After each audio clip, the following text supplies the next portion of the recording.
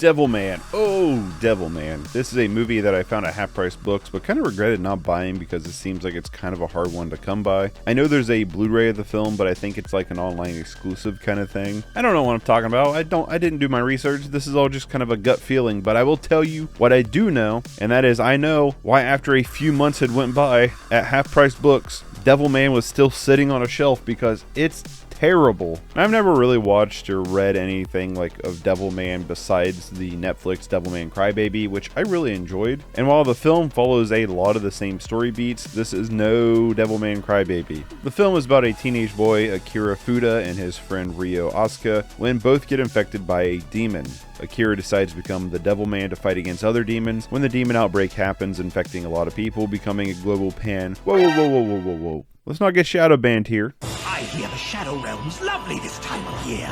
Let's find out if it's true! Honestly, this is a film that borders on the so bad it's good line. Like, the acting is terrible.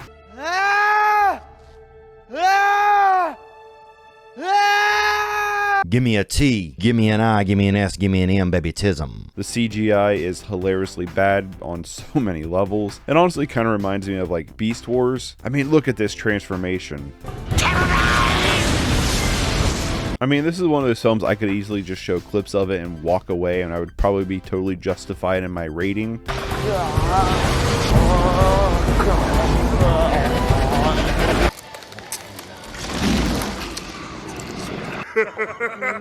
Our time has come! 敵が欲しい。みきちゃんなんでお前笑ってんだ殺してくれよ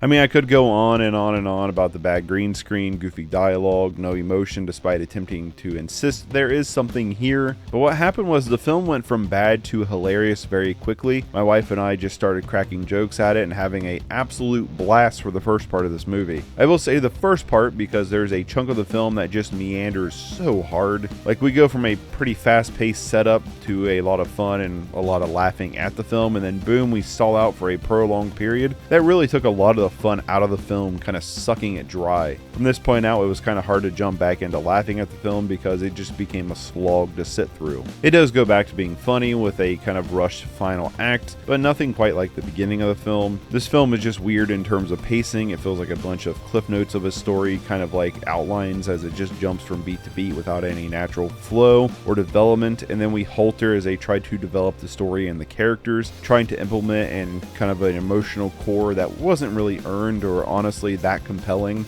Then the final act of the film, we're back to kind of the Cliff Note version. It really insists that this is an epic story, but it's just a goofy goober with some knee slapping effects. Anime and manga stories are really hard to translate into live action because you get so many liberties with the medium that's kind of lost in translation with live action. A story like Devilman is so fantastical that I'm not sure it really survives the real world, considering the film is from 2004 and the CG isn't quite what it is today. I'm not even sure with today's standards of CG it would work very well, just because you're selling 90% of the movie having to be CG, and you kind of condense a pretty hefty story into a smaller runtime, whereas if you had like a series to flesh it out, you could probably do it a little bit better, which is what I think brings a lot of the pacing issues for films that are kind of in this genre of adaptation. Honestly, this is a pretty terrible film that I don't really have anything positive to say about it, other than the turtle demon design was pretty cool. I guess if you can say making fun of the film is a positive, then there is that. This would make for a pretty great party movie, has some decent background noise, but I don't see myself ever sitting back down to watch this one again. Sure, it's somewhere in the realm of so bad it's good, but it's mostly just bad, and it's a 3 out of 10.